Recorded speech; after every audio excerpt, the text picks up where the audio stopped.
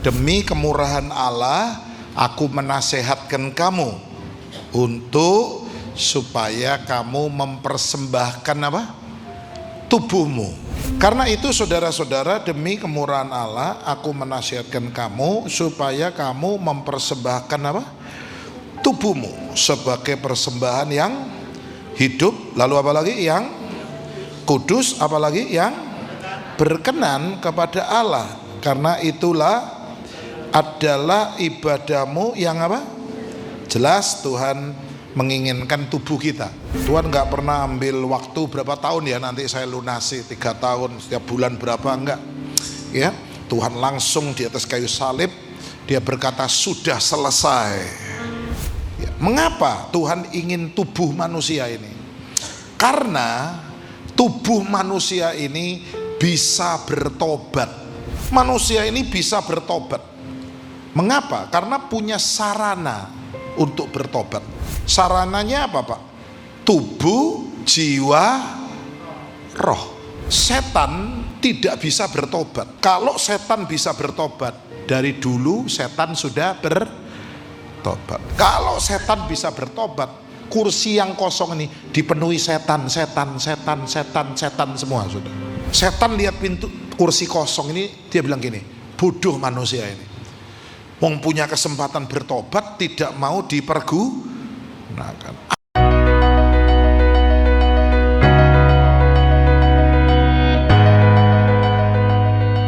Silakan duduk kembali Bapak Ibu Saudara.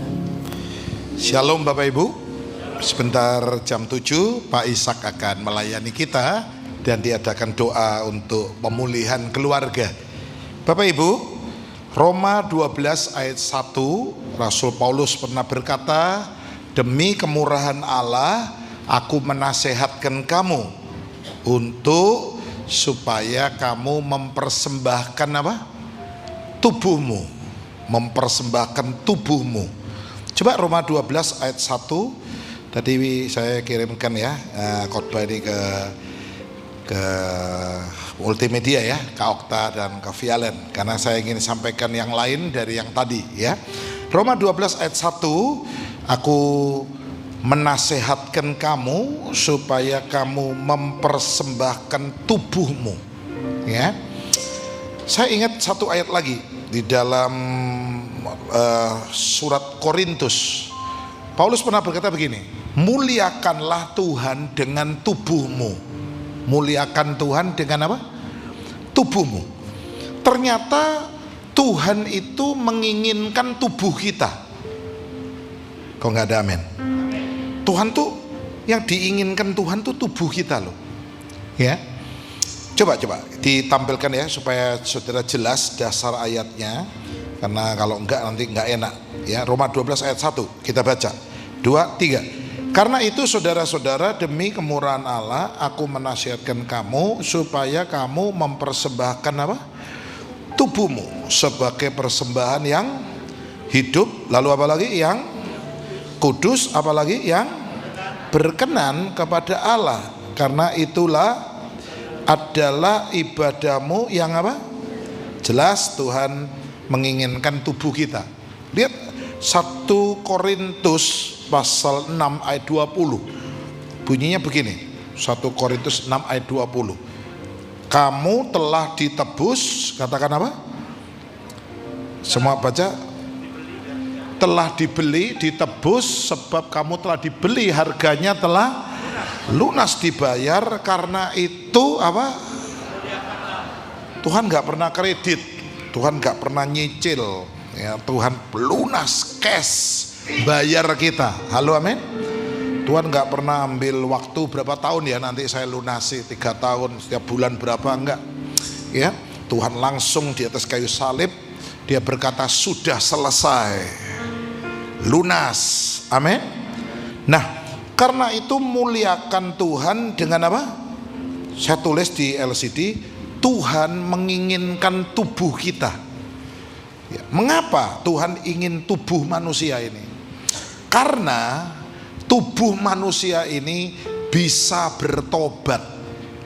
Semua katakan, karena tubuh manusia ini bisa bertobat. Saudara, Itulah sebabnya Tuhan menginginkan ini, ya, manusia ini bisa bertobat. Mengapa? Karena punya sarana untuk bertobat. Ya, sarananya apa, Pak? Tubuh, jiwa, roh. Ini sarana untuk bertobat. Saudara, ya, setan tidak bisa bertobat. Kalau setan bisa bertobat, dari dulu setan sudah bertobat. Kalau setan bisa bertobat, kursi yang kosong ini dipenuhi setan semua, sudah. Setan lihat pintu kursi kosong ini, dia bilang gini, bodoh manusia ini. Wong punya kesempatan bertobat tidak mau dipergunakan. Aku ini nggak bisa. Kalau bisa udah lama aku tobat. Setan udah lihat neraka. Dia tahu dia akan disiksa di tempat itu. Yaitu waktu Yesus ke Gadara, setan delosor, setan bilang jangan, ya, kau hukum aku sekarang, belum waktunya. Setan tahu nanti waktunya di akhir zaman. Dalam kerajaan 1000 tahun, hari yang ke-7 ya, istirahat. 6 hari Tuhan ciptakan, berarti 6000 tahun. Karena 1 hari di hadapan Tuhan sama dengan 1000. Dari Adam sampai kita udah 6000. Kalau belum dikiamatkan, ini masih perpanjangan kesempatan Tuhan ingin semua bertobat. Kalau Tuhan udah nggak panjang sabar lagi, nggak diberi kesempatan, udah diakhiri, kiamat udah selesai. Hari ke-7 1000 tahun kerajaan damai, setan akan dipenjara dalam jurang maut, jurang tanpa alas. Setan dimasukkan 1000 tahun, nanti dikeluarkan perang Harmagedon, baru setan dimasukkan dalam lautan api yang menyala-nyala, ya, dengan belerang, dan itu kematian kekal. Nah, setan bilang begini, jangan siksa aku sekarang. Memang Tuhan nggak datang bukan untuk nyiksa setan waktu itu, hanya untuk supaya, ya, satu orang ini dibebaskan, ya, sehingga setannya keluar minta izin masuk ke babi, ya, dan 2000 babi mati semua. Nah, Bapak Ibu, hari ini saya ingin tunjukkan bahwa setan tidak bisa bertobat karena setan tidak punya tubuh. Setan itu hanya roh. Binatang itu tidak perlu bertobat. Mengapa? Karena binatang tidak punya roh. Dia hanya tubuh dan jiwa. Binatang tidak perlu. Saya itu sudah tidak perlu bawa anjing, saudara. Pak, tolong anjing saya dibaptis, Pak. Loh, kayak apa anjingnya dibaptis? Nggak perlu dia, ya. Saya nggak perlu bawa binatang peliharaan saudara datang ke gereja ikut kebaktian, nggak perlu, ya. Kalau setan nggak bisa, binatang nggak perlu. Saudara dan saya bisa bertobat dan perlu bertobat. Tepuk tangan, saudaraku. Itulah sebabnya Tuhan menginginkan, sangat ingin tubuh kita. Persembahkan tubuhmu, muliakan Tuhan dengan apa tadi? Tuh, udah lunas loh, udah dibayar, nggak kredit, Tuhan nggak pakai cicilan. Ya, saudara-saudaraku. Jadi kita mesti ngerti tubuh ini harus diberikan ke Tuhan. Ada satu ayat dalam 1 Korintus 15:50, bisa ditampilkan. Dikatakan darah dan daging tidak dapat mewarisi apa? Kerajaan surga. Loh Pak, kalau gitu kita nggak bisa masuk surga? Bisa. Coba baca konteksnya. Ya, ternyata yang dimaksud oleh Paulus ini adalah darah dan daging itu binatang. Kalau kita darah, daging dan roh. Katakan amin. Darah daging nggak bisa, itu dagingnya binatang, ya. Tubuhnya binatang, memang nggak bisa mewarisi kerajaan surga. Itulah sebabnya dalam 1 Korintus 15 di ayat 39, semua di 1 Korintus 15 dikatakan daging manusia itu berbeda dengan daging binatang. Wah, ini masalah perdagingan, saudara, ya. Ada 3 jenis daging binatang disebut di situ. Ya, daging manusia berbeda dengan daging burung. Jelas, ini ngomong soal burung, binatang di udara. Lalu dikatakan daging manusia berbeda dengan daging ikan. Wah, Paulus ini saking pinternya, orang yang otaknya ini brilian, lebih dari Einstein ya. Habibie masih di bawahnya Einstein ya. Einstein di atasnya Habibie, di atasnya Einstein, paling top itu Paulus. Orang ini memang sudah disiapkan Tuhan. Pendek orangnya, dulunya anti Kristen, pembunuh pengikut Kristus, membakar gereja ya, dia ahli Taurat, muridnya Gamaliel. Tuhan siapkan orang kayak begini, menulis 13 buku di dalam Alkitab kita. Kok gak ada amin? Orang lihai ini, luar biasa ya. Dia bilang daging ikan. Wah, perdagingan lah, daging ikan. Berarti ikan itu binatang di air, tadi burung di udara. Berarti yang satunya pasti binatang di darat, pasti yang dimaksud. Beda kita dengan harimau, dengan ya, dengan anjing, dengan kucing, beda. Situ kalau bisa saudara jangan tidur dengan binatang. Ya, jangan. Anda boleh sayang anjing saudara, tapi jangan tidur dengan itu, karena berbeda. Ya, Tuhan nggak pernah mati untuk jerapah, Tuhan nggak pernah mati untuk singa. Tuhan mati untuk saudara dan saya, menebus kita semua. Amin. Ya. Saya pernah khotbah ini ada yang tersinggung karena dia suka tidur dengan anjingnya. Saya bilang, saya hanya nyampaikan, yuk mau terima nggak terima terserah ya.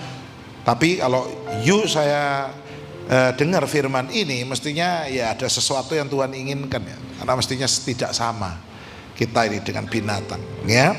Coba 1 Korintus 15 ayat 50. Pasal 15 ini pasal kebangkitan. Allah bangkit, bersoraklah, amin.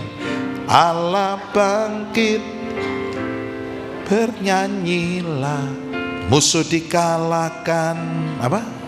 Umatnya dibebaskan, Allah dahsyat di tempat.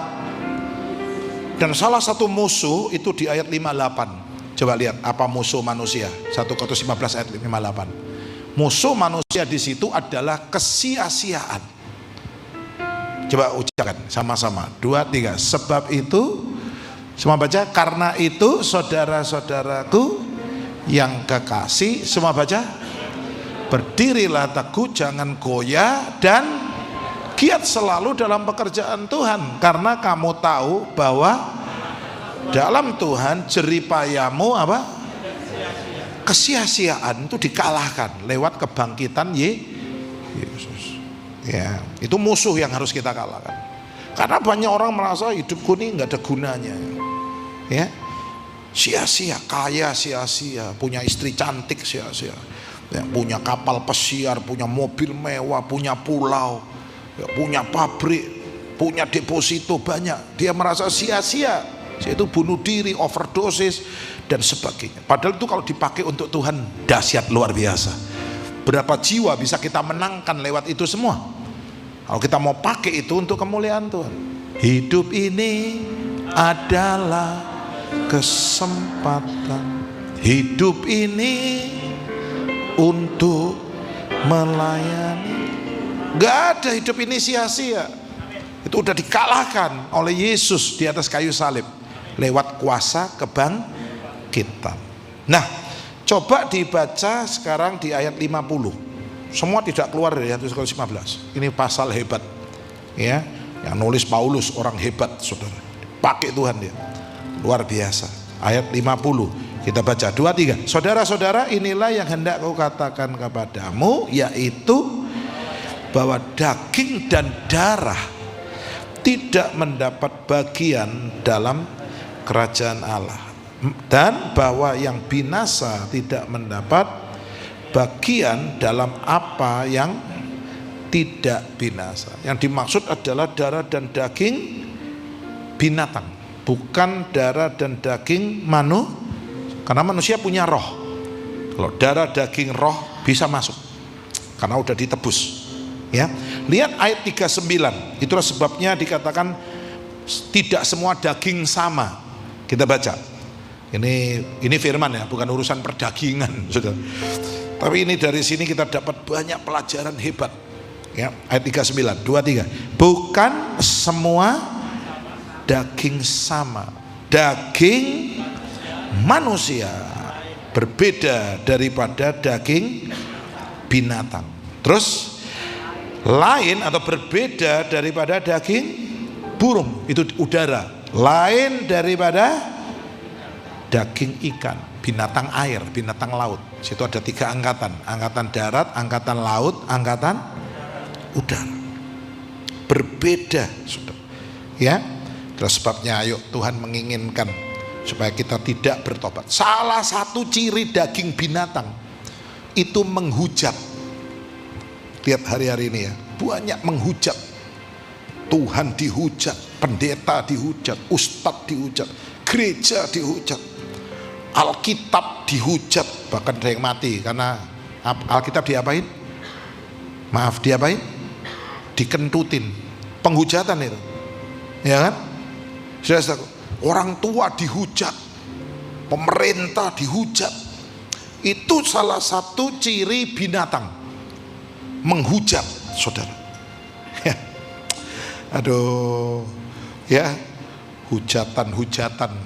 Nanti yang Tuhan dihujat. Bahkan penduduk surga dihujat. Wah, Tuhan di surga nggak ada salah, nggak ada apa-apa, dihujat semua. Yesus dihujat dari dulu ya.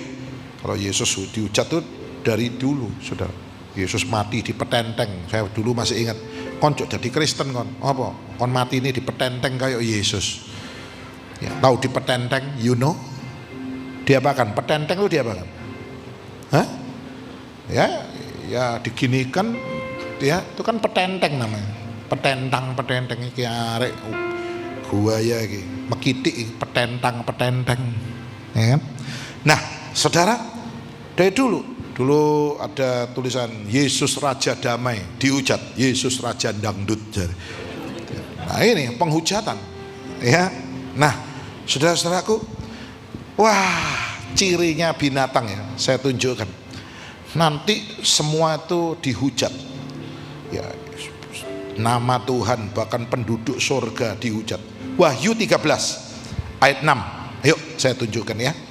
Wahyu 13 ayat 6. Kita baca sama-sama. Saya akan masuk dari sini tentang kesombongan tadi yang saya sudah sampaikan di jam 2 sedikit ya. Wahyu pasal 13. Ayo baca semua sama-sama ya. Menghujat binatang semua. Lihat Wahyu 13 mulai ayat 1, binatang keluar dari mana? Ayat 1, aku melihat seekor binatang keluar dari Wahyu 13, binatang keluar dari mana? Laut, binatang. Lihat lagi ayat 11, aku melihat seekor apa? Binatang ya, keluar dari dalam bumi. Loh, binatang semua. Lihat ayat 18. Ayat 18. Yang penting di sini adalah hikmat. Barang siapa yang bijaksana, baiklah ia menghitung bilangan siapa? Binatang itu. Semua baca? Karena bilangannya adalah bilangan seorang manusia dan bilangannya ialah 666. Antikris itu nanti binatang. Ya. Itu nggak bisa masuk kerajaan surga udah pasti karena binatang. Tidak bisa masuk dalam kerajaan surga ya. Nah, binatang ini kerjaannya menghujat, saudara. Coba lihat ayat 6 ayat 6 ya, kita baca 2, 3. Lalu ia membuka mulutnya untuk apa? Tuhan dihujat, menghujat namanya. Lalu apa? Menghujat apa lagi? Kemah kediamannya. Dan menghujat siapa lagi? Semua yang di surga dihujat semua. Gila, malaikat, hamba Tuhan dihujat semua. Yesus, ya itu sampai kemarin bilang ini karena mati akhirnya menghujat. Ya kita nggak nyukurkan mereka, tapi ini kembali ke firman, kebenaran firman disampaikan. Memang itu sifatnya binatang, buas seperti Situ Yesus pernah berkata, aku menempatkan kamu seperti domba di tengah apa? Binatang kan? Domba, situ kita mesti jadi domba. Ya, dombanya Tuhan yang yang sudah didesain tidak bisa membalas. Ya, binatang yang lain, semua punya senjata. Domba ini nggak punya, tidak punya gigi, tidak punya kuku, tidak punya tanduk. Dia hanya menyerahkan pembalasan itu kepada sang gembala. Itu pembalasan adalah hakku, kata Tuhan. Ya, Yusuf itu domba, dia nggak bisa balas. Saudara-saudaranya merasa, waduh, ini balas dendam ini Yusuf ini, pasti dia kepahitan, mangkel sama kita. Ya, oh Yusuf bilang, pengganti Allahkah aku? Karena yang berhak membalas itu hanya Allah. Saudara yakin saudara domba? Dombanya Tuhan, amin? Atau saudara serigala? Coba lihat kanan kiri, buka maskernya. Kamu domba atau serigala? Atau tanya, atau kamu serigala berbulu domba? Enggak ada ya, semua dombanya Tuhan Yesus, amin. Tepuk tangan buat Tuhan, haleluya.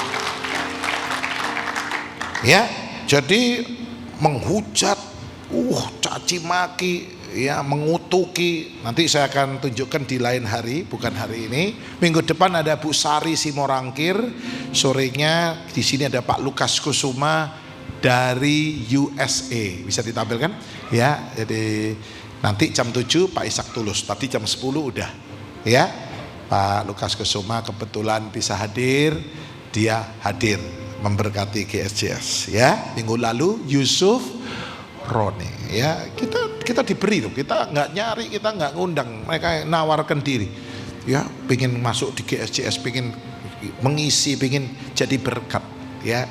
Ya walaupun memang tidak murah memang ya, tapi nggak apa-apa lah, untuk pekerjaan Tuhan berapapun kita lakukan, kita bayar untuk Tuhan, amin ya. Oke, nah Bapak Ibu, kesombongan yang terucap itu mempercepat kehancuran. Jadi saya janji, saya mau nyampaikan ini ya, saya ingin sharing. Kesombongan yang terucap itu mempercepat pembusukan ya, busuknya cepat banget, seketika. Contohnya Herodes, waktu dia menghujat Tuhan, dia binatang. Herodes ini binatang, serigala. Yesus pernah nyebut, sampaikan kepada serigala itu, yang dimaksud raja dia ambil istri saudaranya kok ya, kan sifat binatang. Binatang itu kawin di mana-mana dan tidak pernah binatang datang ke catatan sipil ya, nggak ada. Pokoknya bikin kawin sak keneke wis, sopo ae wis. Ya, sampai istri saudaranya diambil. Herodes Filipus punya istri Salome, dinikahi, dilarikan. Ya, waktu pesta ulang tahunnya anaknya Salome, Herodes janji untuk memberi apapun yang diminta, bahkan setengah dari kerajaan. Dan anak perempuan ini konsultasi dengan ibunya, yang diminta adalah kepalanya Yohanes Pembaptis. Waduh, ngeri ya. Anak cantik tiba-tiba jadi monster. Jadi apa? Coba kalau anak saudara sweet 17, tongannya pesta, saudara seneng, sini nih, sini, kamu minta apa? Papi kasih. Ayo, mau mobil, mau jazz, mau klasik, mau keroncong. Oh enggak ada ya, mobil keroncong nggak ada, yang ada cuma jazz ya, betul? Mau apa? Villa, mau apartemen, ya, atau mau sekolah kemana, papa kasih. Lalu tiba-tiba anak saya bilang, papi, boleh saya minta? Boleh, silakan nak. Saya minta kepalanya Pak Samuel Gunawan. Mbok, ngeri saudara. Ya kira langsung dipudel lagi saudara. Kepalanya Pak Sam, iya. Oh nggak Pak Sam, Pak Hari boleh. Ya, waduh, Yohanes Pembaptis ada di dalam penjara, tinggal suruh algojonya, ayo potong kayak motong kepalanya babi aja. Ya, memang sifat binatang, saudara. Nah, kesombongan yang terucap itu mempercepat kebusukan. Ya, ketika Herodes pidato dan dia merasa dia ini Tuhan, orang bilang ini suara Tuhan. Wah, tiba-tiba malaikat turun, Herodes ditempeling saudara, dikampleng langsung, tempeling. Tahu apa yang terjadi? Herodes ini mati dimakan cacing. Bukan setelah mati dimakan cacing, itu pasti, karena dari tubuh, dari tanah kembali ke, tapi matinya karena dimakan cacing. Jadi tahu-tahu mulutnya buka, keluar cacing. Saya berimajinasi, kupingnya keluar cacing, cacingan kupingnya. Wah, tahu-tahu mata duduk ketek tapi cacing. Hidungnya keluar cacing, ngeri, kayak horor. Kenapa cacingan? Karena udah busuk. Di dalam ini langsung busuk. Begitu kesombongan terucap, kebusukan dipercepat. Coba baca ya. Kisah 12. Kisah 12. Ya. Ini mengerikan. Jadi jangan kalau baca asal mati dimakan cacing. Ya semua mati dimakan cacing. Bukan. Ini sesuatu peristiwa langka.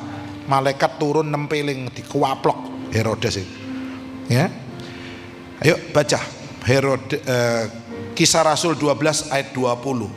23. Herodes sangat marah terhadap orang Tirus dan atas persetujuan bersama mereka pergi menghadap dia. Mereka berhasil membujuk Blastus pegawai istana raja ke pihak mereka. Lalu mereka memohon perdamaian karena negeri mereka beroleh bahan makanan dari wilayah raja. 21. Pada suatu hari yang ditentukan, Herodes mengenakan apa? Pakaian kerajaan, lalu duduk di atas takhta dan berpidato kepada mereka. Terakhir 22, dan rakyat bersorak membalasnya. Ini suara Allah, bukan suara 23. Terakhir, dan seketika itu juga ia ditempeling malaikat Allah Tuhan karena ia tidak memberi hormat kepada Allah. Ia mati dimakan cacing, keluar cacing semua. Ya, hidungnya, matanya, mulutnya. Waduh, ngeri. Saya membayangkan sampai begidik saya. Waduh. Jangan asal baca ya, dijiwai. Saya kalau nyiapkan firman tuh mesti tengah malam, karena apa? Jadi kadang-kadang Pak Sam ki kok gak ono turu nih tengah ngirim WA. Karena saya sambil nyiapin firman tuh. Ya. Karena konsentrasi, karena saya belajar terus. Kan saya dituntut khotbah harus baru. Kecuali yang jam belum, ya, lalu saya khotbah, saudara datang di jamnya itu, lu kok sama ya, karena saudara jamnya berubah-berubah. Kalau enggak, saya akan selalu baru. Doakan Pak Sam diberi kekuatan, hikmat untuk menggembalakan jemaat. Amin. Situ ada yang bilang Pak Sam memang talentanya gembala. Kenapa? Dengar khotbahnya Pak Sam nggak pernah bosen deh. Ya, gembala kan nggak pernah bosen nih. Kalau tamu diundang iki terus, yo kebosen. Pak, aduh kok tamu ini terus. Kalau gembala kan selalu diberi Tuhan hikmat. Gembala itu jari manis. Ya. Kalau rasul jempol, dia pembuka. Rasul itu babat alas, ya. Nabi itu jari apa? Telunjuk. Nabi Nathan datang, Daud, kamu ambil istri orang. Ya. Nabi siapa lagi datang kepada Nabi Yesaya, datang pada Hizkia, kamu akan mati. Nah, Nabi itu nunjuk-nunjuk. Ya. Yang ketiga itu penginjil, jari tengah. Paling tinggi jari apa? Penginjil memang paling enak ya, kelilingan. Istilahnya ya, kemana khotbah selesai dapat amplop pulang, kasih hotel, kasih pesawat, ya wes, ya paling enak memang. Tapi jari manis ini gembala ini manis, ya. Itu gembala kalau saudara pakai cincin taruh di mana? Jari manis. Ya walaupun ada teman saya cincinnya ditaruh jempol juga ada. Loh, kok cincin yuk gak cukup kabeh soalnya. Yo kecili kebesaran jadi jempol. Ya, penghargaan khusus untuk gembala. Amin. Jari manis ini guru agama. Jangan dianggap enteng. Memang paling tapi guru agama di sini banyak. Teman-teman SPAK, sarjana pendidikan guru ya agama Kristen. Ya, jadi dia guru. Tapi penting, jempol ini, jentik ini ada gunanya, saudara. Kalau saudara di jalan tiba-tiba telinganya gatel, saudara nggak bawa korok kuping, cotton bud, pakai apa? Pakai apa? Ya, kalau gatel pakai apa telinganya? Jentik kelingking.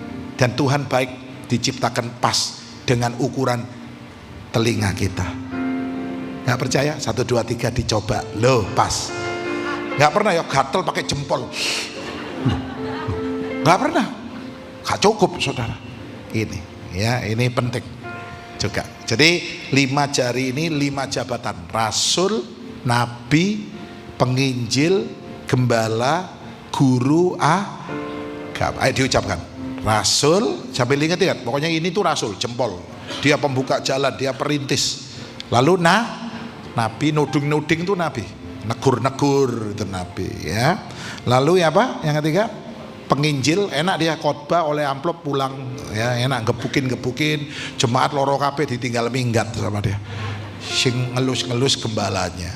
Yang jari manis apa? Gembala. Lalu guru agama.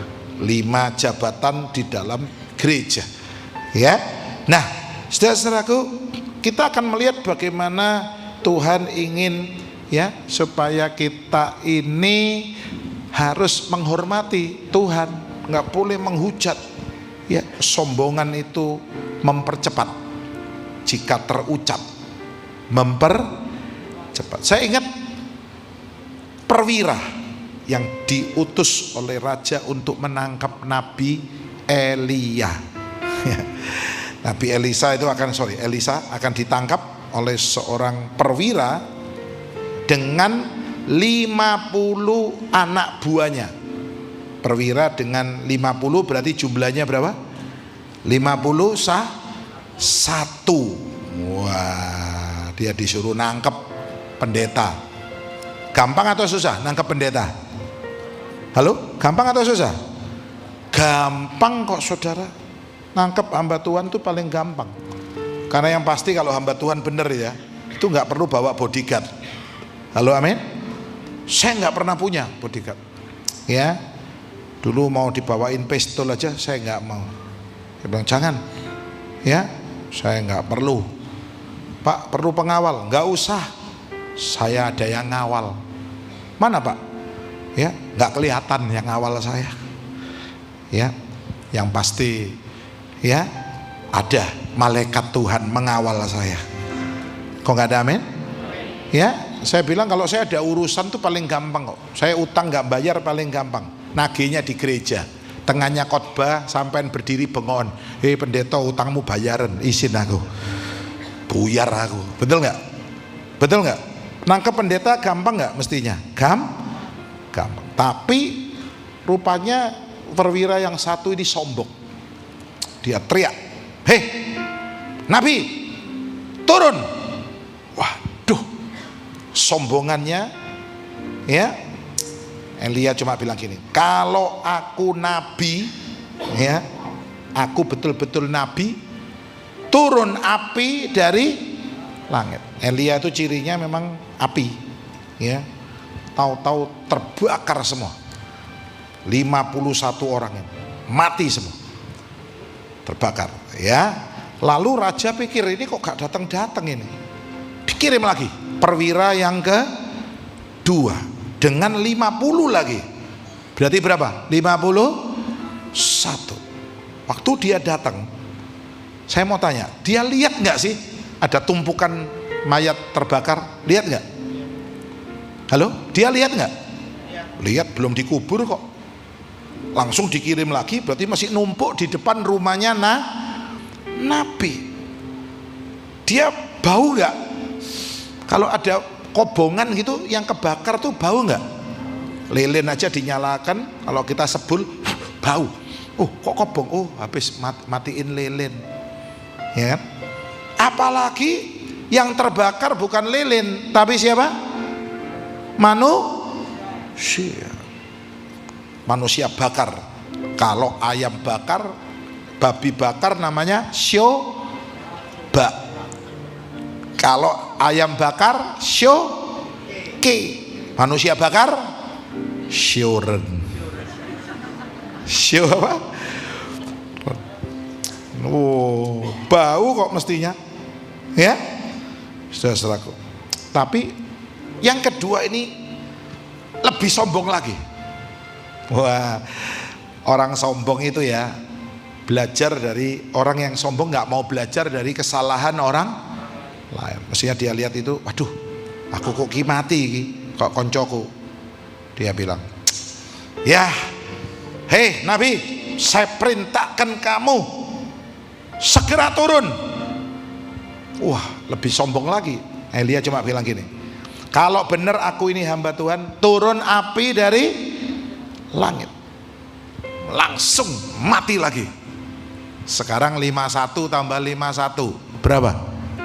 102 syuren. Manusia panggang. Raja itu ngirim lagi. Ya. Perwira ketiga dengan 50. Berapa orang ini? 51 lagi. Tapi perwira yang ketiga ini perwira yang rendah hati. Dia lihat, waduh, konco-koncoku iki sik seger iki. Karena enggak seminggu lagi, enggak, langsung kirim. Sik seger ini. Ya. Dia berlutut, saudara. Dia berlutut dan dia bilang, Tuhan, beri aku belas kasihan. 51 loh, tentara mbek sitok pendeta. Dodok, saudara. Berlutut, mohon belas kasihan. Jangan sampai nyawaku dan 50 anak buahku ini seperti teman-temanku ini. Ya, ikutlah dengan kami. Ikut nggak Elia? Ikut. Pendeta tuh ya mesti melok peraturan. Ya, harus juga. Panggil raja ikut ya ikut. Selamat. Ya. Jadi kesombongan yang terucap itu mempercepat apa? Kehancuran, kematian. Ya, coba baca cerita ini. 2 Raja-Raja 1 ayat 9. Wah, ini menarik ini ya. 2 Raja-Raja 1 mulai ayat yang ke-9. Sudah?